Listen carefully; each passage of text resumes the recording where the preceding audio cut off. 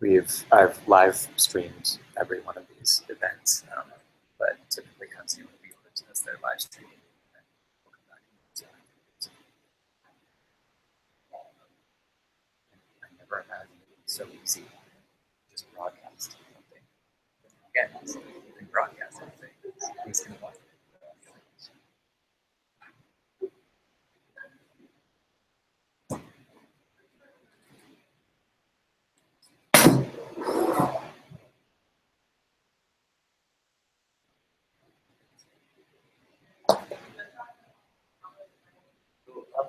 I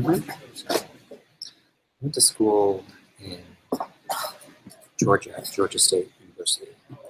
Majored in creative writing. Sorry, MFA in creative writing.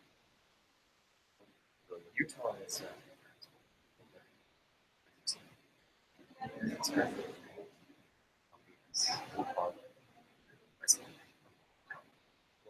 I grew up in Utah as well. Same as Valley. Yeah, hopefully my parents went to Ranger High School. And then both left. All the rest of the family stayed here. Yeah, my grandparents stayed very and almost everyone else. Almost nobody in my family, my far extended family, is left in West Valley. Everyone is left in West Valley. So many West Valley.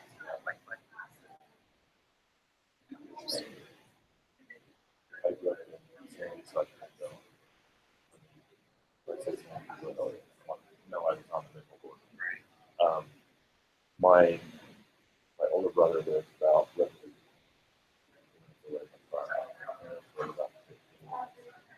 my younger brother and again lived out at Daybreak.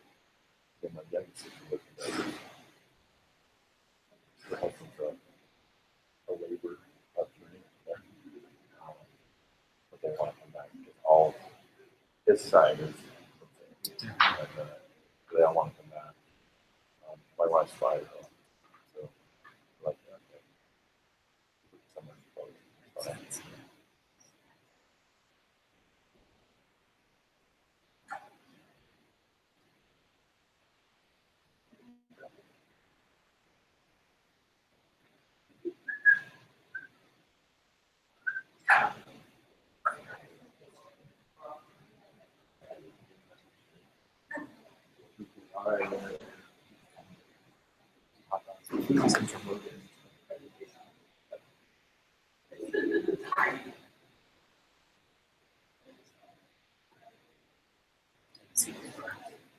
I'm gonna hang out back.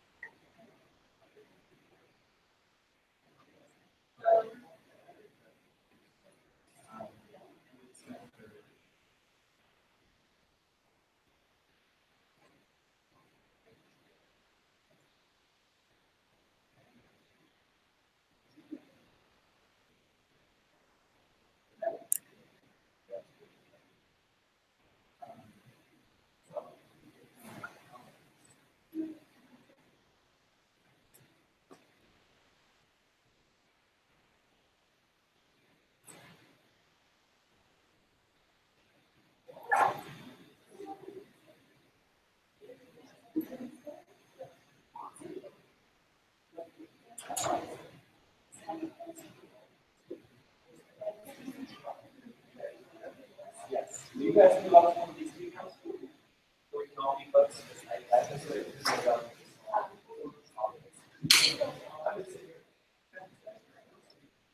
I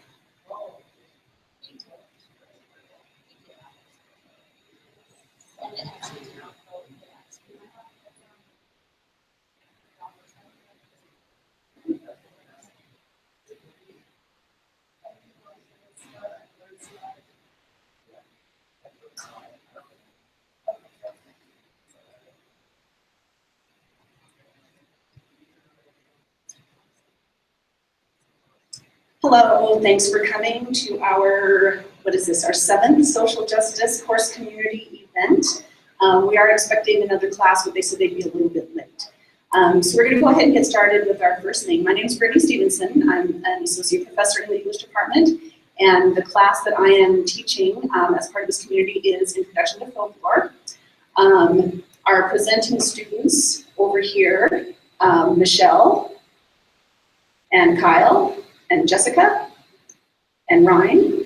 And we had another student, Stephen, who helped us do a lot of the prep work, but who has a different class at this time, so couldn't be here. But he also put together a lot of things for us.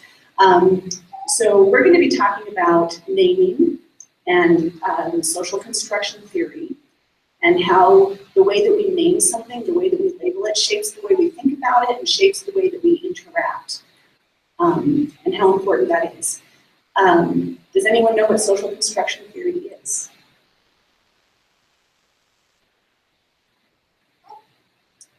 Okay, my students, social construction theory, way back from weeks 1, 2, 3, and 4. This is the theory that things are constructed socially. Exactly. Okay, so social construction theory says that the way that we understand the world, the way that we think about things is shaped by our experiences. Okay, so if you were born in India, what religion or worldview are you likely to hold?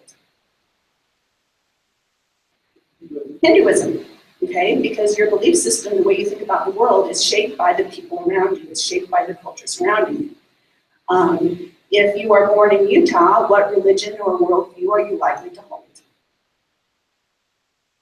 LDS, okay? Because your culture that you're born into shapes you and helps you form your identity. When you think about things like gender roles, what does it mean to be male, what does it mean to be female? The way we construct what it means to be a man, what it means to be a woman, comes from our culture. We create these things as a society, as a group, okay? And so we're going to be talking quite a bit about the ways that we socially construct ourselves and each other, and what that means for our interactions. Okay, so we have provided, the first thing we're going to do, we have, I think, 5 little activities we're going to be moving through. And the first one is we have provided you with kind of an unusual lunch. If you would go over there to the table where the students are and take a hot dog from number 1 and from number 2. Okay, so there's 2 different trays that each have hot dogs in them. We also and we also have some that are just sauerkraut, so it's hot dogs with sauerkraut, or we have just sauerkraut for any vegetarians. But you need to take one from tray 1 and from tray 2. We also have bottles of water over there for you, and there's ketchup and mustard if you want that. Take your phone with you, because you're going to scan a QR code, and Ryan can help you do that if you're not sure how to do it.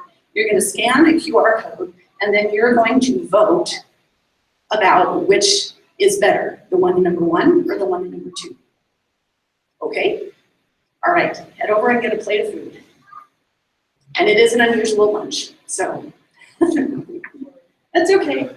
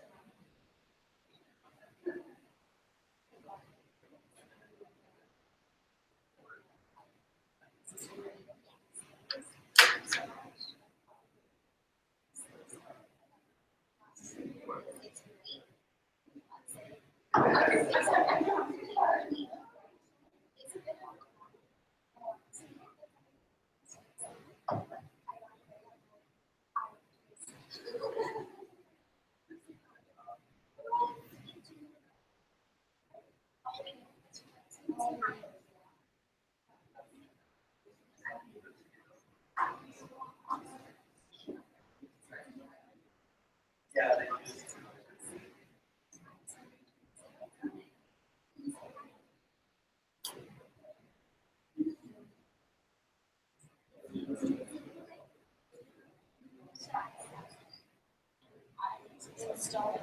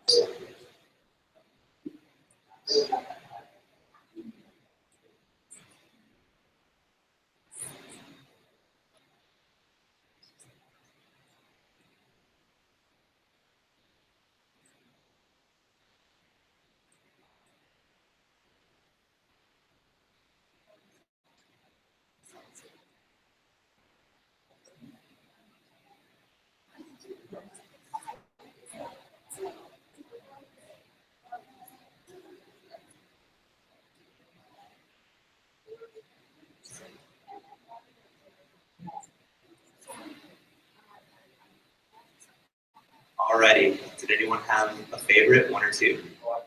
For sure. Number two. Is that because looking at the graph that's winning, you want to be on the winning side?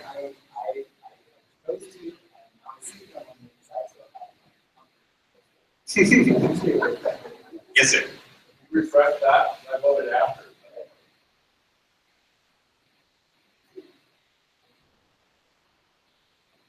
Oh, what? Wait, what side are you on? Oh.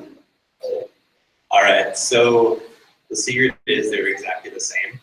And I was hoping it would be an even split because it really helps to put them about the same. What we did here is we looked towards World War I and World War II, and we saw that hot dogs were originally called Frankfurters, but during that time there was an anti-German sentiment, and so there was free or Liberty sausages and hot dogs sound a little cooler, and so that's what stuck even after the war. And then with the sauerkraut, that actually was in World War I, and it was renamed Liberty Cabbage. And sauerkraut it sounds better than Liberty Cabbage. It sounds, but it sounded too German at the time. There were place names for streets and even towns that were renamed during both World War I and World War II, so that it didn't sound German. People would change their names so it sounded German in order to distance themselves from this certain group. And with the hot dogs and the sauerkraut, that was more of making you feel different from Germans, so that you didn't necessarily sympathize with them, like, oh, we all enjoy a good hot dog, or we enjoy sauerkraut. It keeps them from finding common ground so that the war isn't seen as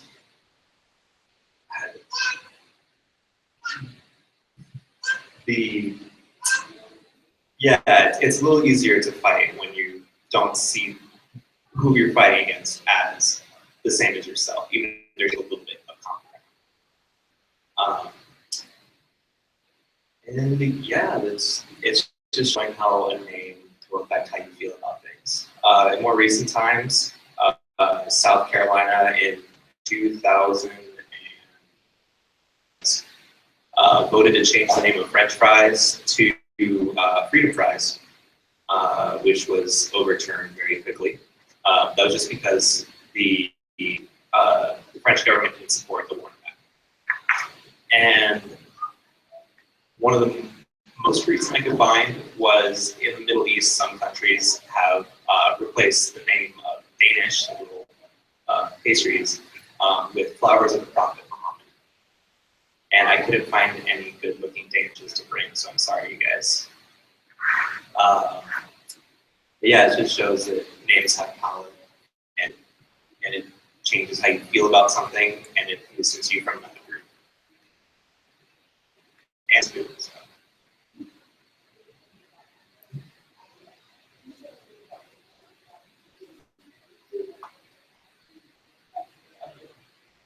So with folklore, usually when you think of that, stories like Cinderella or Sleeping Beauty, or just stuff that's known as verbal folklore. Whereas folklore is much more than that. It includes traditions and other things called material folklore, which can include food, like we've had today. And it can tie you to your past, and it can also tie you to a certain certain group of people. Like if you look at the Jewish community, well, there's a lot who are kosher, and it ties into their identity. So when you take away something like a name from food, you take away a little bit of someone's identity, and not just a name. There's a lot more to it.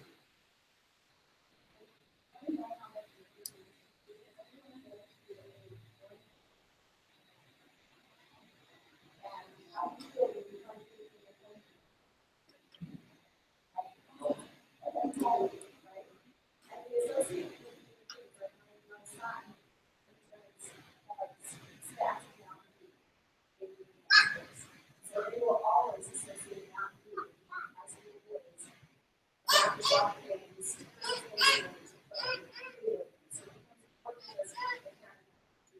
something that signifies something important. Is it going back to then many things with these creative disciplines that are going to be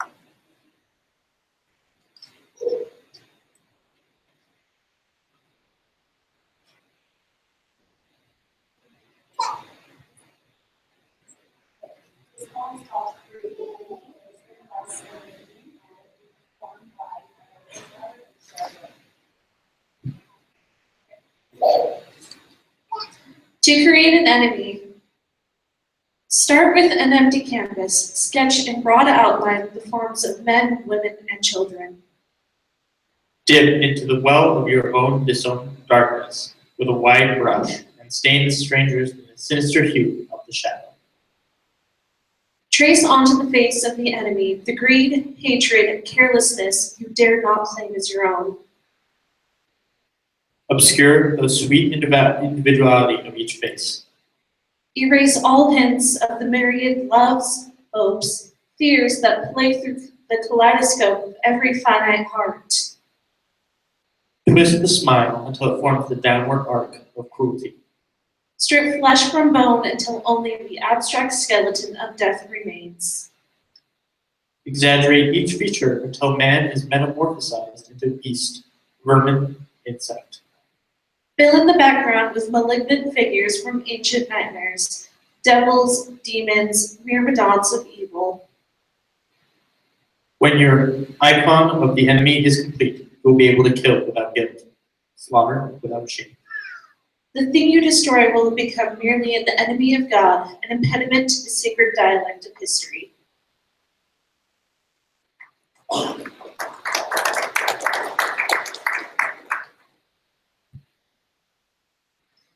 Okay, so just a few things that I want to point out. Questions. Why were we walking apart while reading this?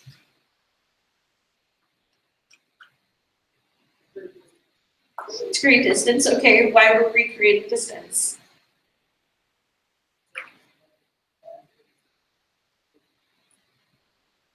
That's a good answer. Okay, anybody else? Yeah.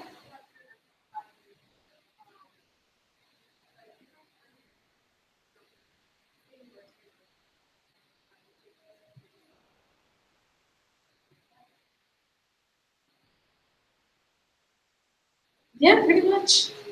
So were there any particular lines that stood out to you guys?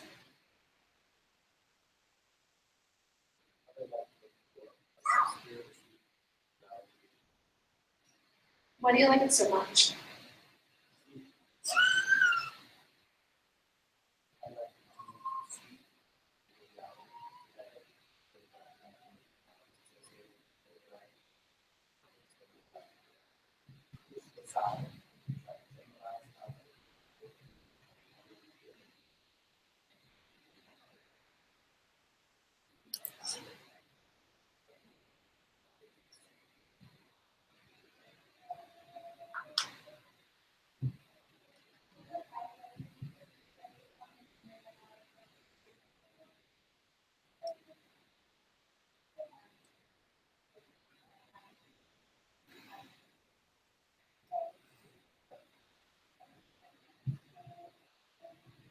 So let me ask a question. Who knows the definition of other or othering?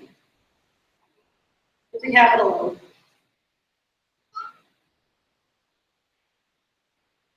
Any guesses?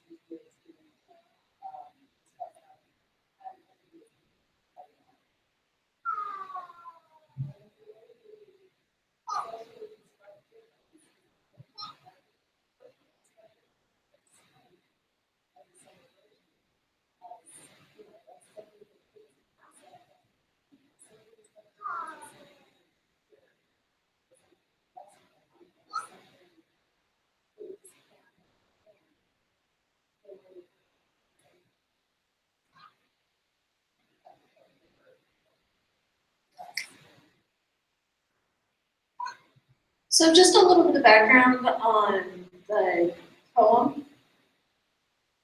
It said it's from the expert of Faces of the Enemy by Sam Keen.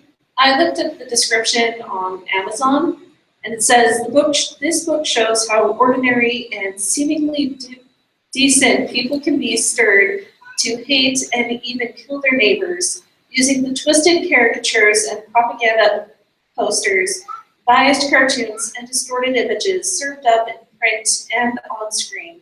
In pictures and in text, noted philosopher and Sam Keen delves beneath legitimate grievances and questions of right and wrong to get the psychological mechanism of enemy itself. Because it really ties in with the poem.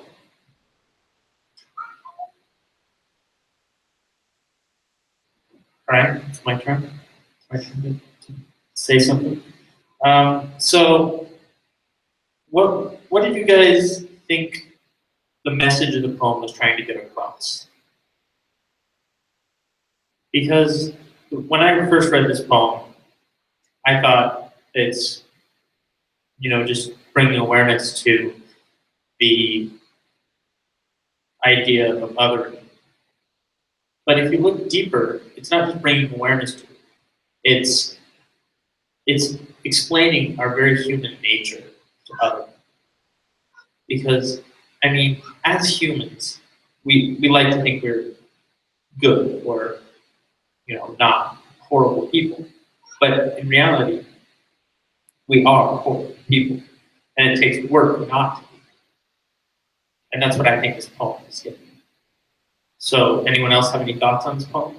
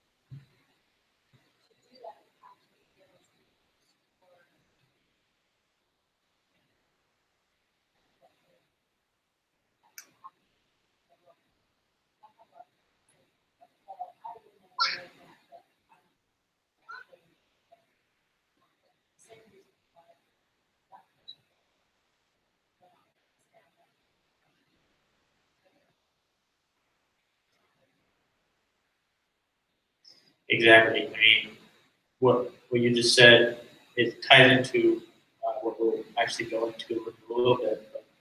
But, yeah, I mean, this is trying to bring awareness to the fact that we do this and trying to say, even though you may not agree with someone, you're both still human. And every human deserves their own individuality, their own life.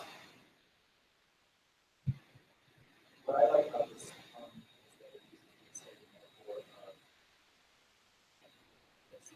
of which for me, the job is it's that process. It's not just something that happens, it's not just a social maybe it is that as well, but there's also some intention. This is how we create out of something. Thank you. Going off of that, when it says, dip into the well of your own disowned darkness, staying with the strangers in the sister cube shadow, like, that really stood out to me, mostly because half the time when we do create an enemy, it's because of something that's inside of you. It's you, like when it says, when it's like dipping into your own darkness, or dipping into like putting stuff that's inside of you onto this person. Almost like you're personifying this enemy because of all the stuff that's inside of you, or as I like to call it, the skeletons in your closet.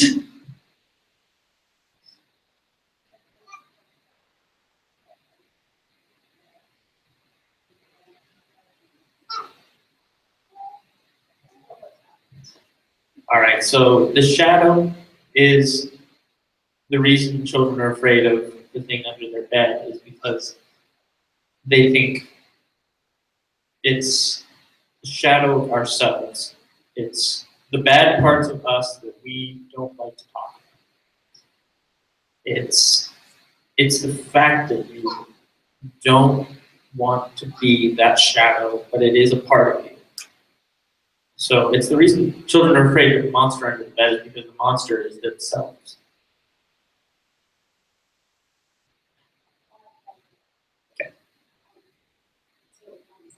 So one of the things that we study in folklore is looking at our stories and where our stories come from. We looked at a theorist named Carl Jung, and he talks about this notion of the shadow, this unconscious collective nature, and that the shadow is that part of ourselves that has the potential to do bad things.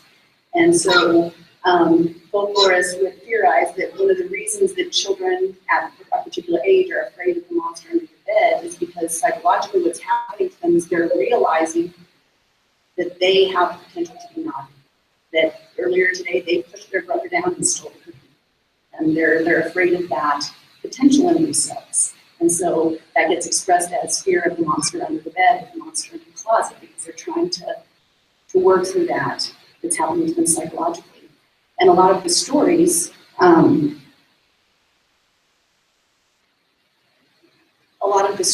that we tell in our cultures about zombies or vampires or aliens, we are projecting our shadow. We're using those stories to talk about the shadow inside of us. Or we're using those stories to express our own feelings of alienation or our own feelings of having been othered and what that experience is like. If I start talking about zombies, I might never stop. But basically, if you look at the Haitian zombie stories, before Night of the Living Dead, the zombies became like predators, the zombies were people who were like hypnotized and under the influence of someone else, and the zombie stories proliferated in plantation culture, with slaves. It was a way to talk about the fear and the horror of being in that situation, where your body has to do one thing to survive, and your mind separates to survive. And you don't have control of yourself, and it's like you're just walking around under someone else's control. And so a lot of the stories that we tell, a lot of the folklore that we have, are expressions of very real life struggles. So, did you have anything else you said? Great job with your questions. Okay, Jessica, you're going to be up. We're going to switch gears, and we're going to watch a brief video clip, about a 2-minute clip that we used in our class when we were talking about identity and belief systems.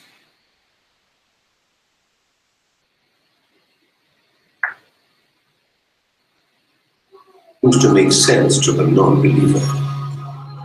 In a country where hygiene problems are legion, there are even places where rats are considered sacred.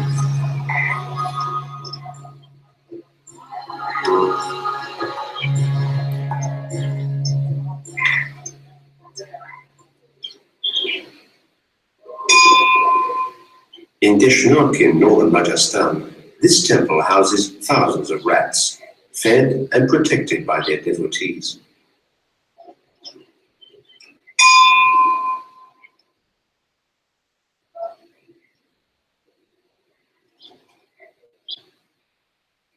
The reason for their status has its roots in an ancient folk tale. A great many years ago, a yellow fever epidemic killed all the town's children. Their desperate parents pleaded with a local miracle worker, whose name was Karmi Mata, to do something, and she did. She reincarnated all of the children as rats.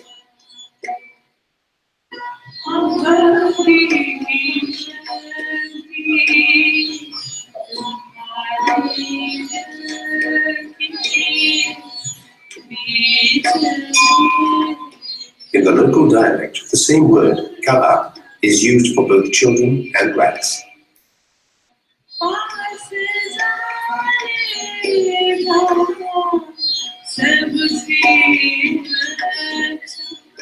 Because the rats are seen as the town's own children, everybody takes care of and feeds the rats.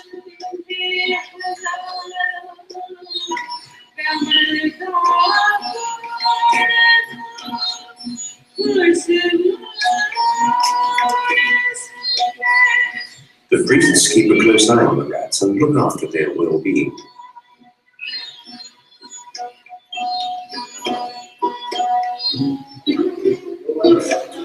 The inner center of the temple is home to a true cult. The faithful worship both Kali Mata as a goddess and the rats who harbor the souls of their children.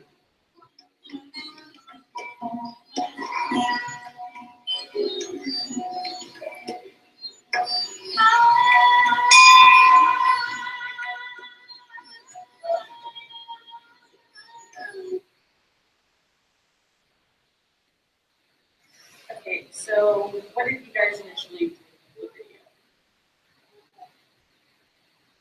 Or of the rats more? So.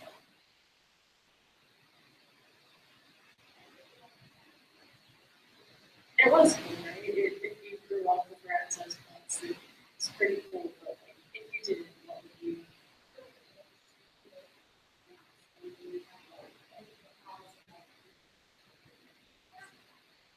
Yeah, most. Yeah.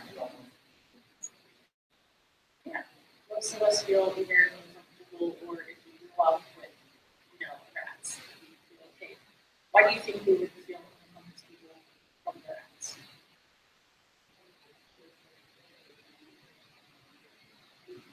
Yeah, exactly. Our culture has labeled the rats as dirty and gross, and they carry disease. While in India, their rats are seen more sacred. So do you remember the folk tale that they mentioned, why to care for rats? What do you remember from that?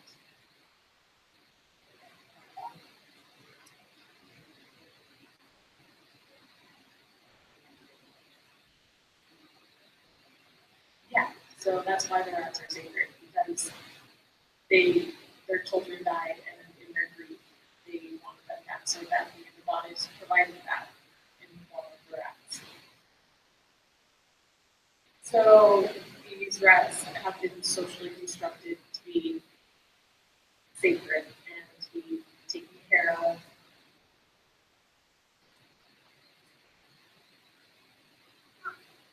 So taking care of the rats is an example of what we mentioned earlier is a belief behavior in folklore. And the important thing is to identify what the beliefs behavior is. And so these beliefs were that the rats are their children and they need to take care of their children and just care for them in general. Like the children are seen as very valuable and important. And they also took care of the rats to honor the children that died during that epidemic.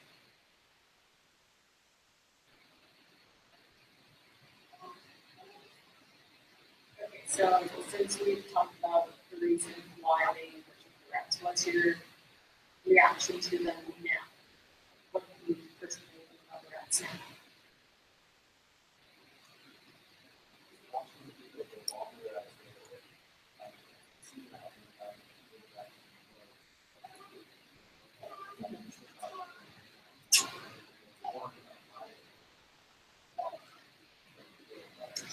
Yeah, and that's basically what we're trying to do is just show you that even though things may seem very different from our culture, how they fed the rats and took care of them, we try to stay away. It's not as different as we think. There's a reason why they do what they do, and if you have those reasons, you have a better understanding and feel better about what they're doing.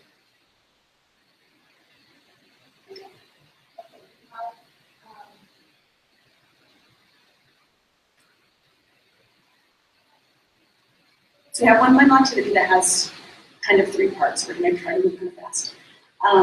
One of the things we study in folklore is sort of how all of our identities are this like complicated matrix of all these groups that we're a part of. And our folk groups can be really small, like 2 people, or they can be really large, like a whole country, or they can be anything in between. So you have so many folk groups that you're part of, you just haven't called it that.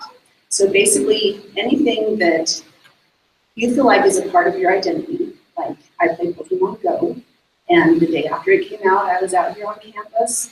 After I taught, and I'm walking around with my phone looking for Pokemon, and there's about 50 other people walking around the campus looking for Pokemon. And I talked to people that I never would have talked to otherwise, and total strangers were like, hey, it's over here, there's this over here. And so suddenly this little folk group of Pokemon Go players formed and brought people together who maybe had nothing else in common. Total strangers able to talk to each other because of Pokemon Go. And also, this is my list here on the side here. I'm also a huge soccer person. My kids all play soccer, I play soccer. I belong to a group called Soccer Moms, and that we take all sorts of different forms, like the parents of my kids' teammates are like my best friends in my life right now. When RSL wins, I'm happy all week. When they lose, not so much. When I go to an RSL game, I feel connected to all those other soccer fans. Okay, so these are the kinds of things that are our folk groups. And they may have a small piece of our identity. Like I go to yoga every Wednesday night, and it's kind of the same people that I see regularly, and so that feels like a small piece of my life. Whereas soccer mom feels like, you know, I'm an English professor and I'm a soccer mom. That's kind of what I do. So whether it feels really big, part of your identity, or really small. Okay, so we have put some examples of different folk groups that 3 of our students feel like they're a part of, and I put mine on there that I feel like a part of. So if you would please take a minute on the back to just start listing folk groups that you think you are a part of, any piece of your identity, anything where you feel some interaction with another person. And then get up and move around and find someone who has a similar, the same or a similar folk group. Katie, are you a soccer mom?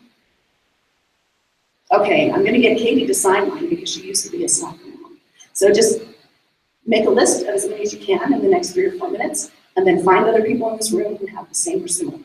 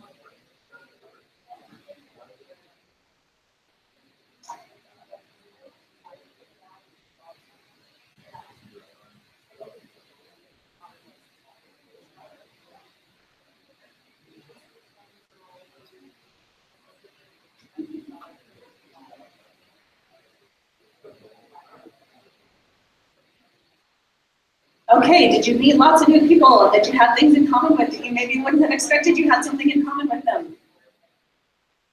No, Michelle? Well, Michelle, looking at your list, I also really like musicals. I'm also a dog owner. I'm also a Disney fan. You know my limited experience with video games, that I would consider myself interested in video games, and I'm a total humanities nerd. So also on your paper. Oh, Steven's the humanities nerd. Oh, so he was messing with the thing. Okay. We have 5 minutes left, and which maybe isn't quite enough time to do what I wanted to do, but I do want to get us here at least conceptually. So if you look back at your enemy poem, right, there are numbers by the stanzas. Since we're a small group, find one person that you have something in common with. And if the two of you would rewrite one of those stanzas, so instead of how to create an enemy, how to create a friend. Okay? So actually, to make this go faster, because we have like 3 minutes, you're gonna have to write a stanza or a single line of poetry in 3 minutes. Ben, if you go with your student right here, Roderick, if you'd slide around here with this student, if you would move back with the guy with the laptop back there. Pepsi, go with one of them. One of our presenting students, go with Pepsi's son.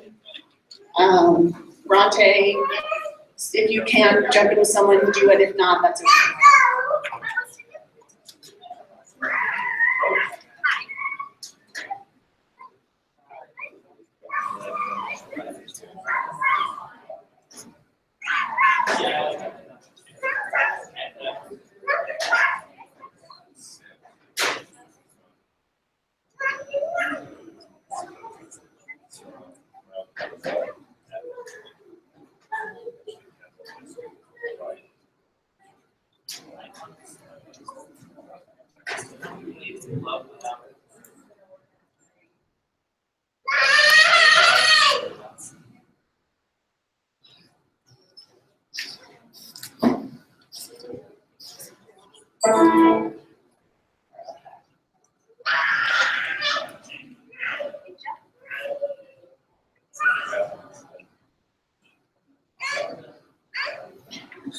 Write another line. Write another line.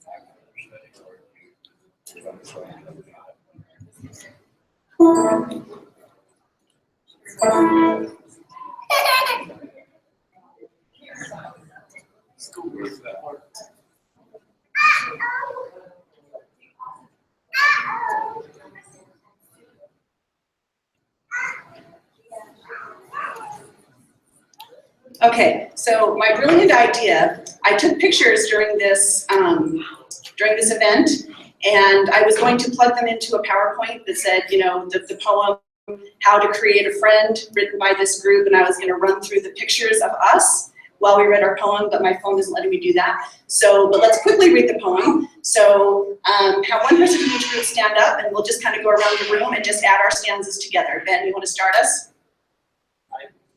We did the stanza 3. That's okay, that's okay. We don't have enough time for this as I thought, so. So stanza 3, we did trace onto the visage of your friend the generosity, love, and thoughtfulness you aspire to embody yourself.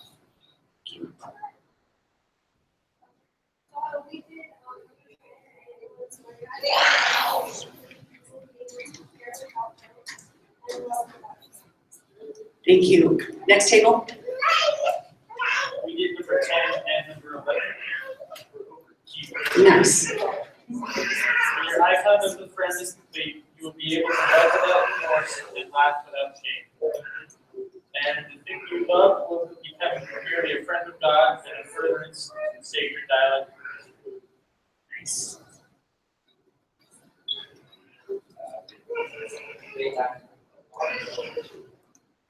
Nice. And back table? Smile no matter what to everyone, or turn that frown upside down and smile that frown away. Excellent. So if this had gone exactly as I had hoped, we would have had, the pictures of us playing up here with the slides while we read our stanzas. But I think that turned out pretty cool anyway. The stanzas you wrote and putting them together as a poem. So thank you so much for joining us today and this discussion. Yeah, big hand to the students who put this together. We have 5,000 hot dogs. Please take some.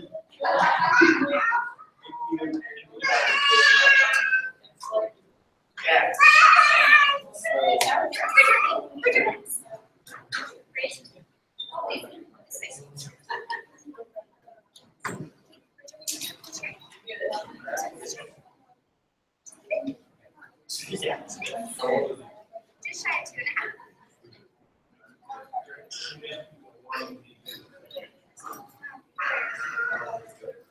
Good, it's really not.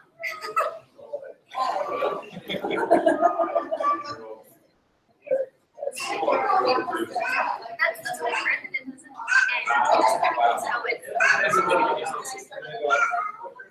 Awesome. Yeah, I was kind of, I did okay. And then I had my kid and I was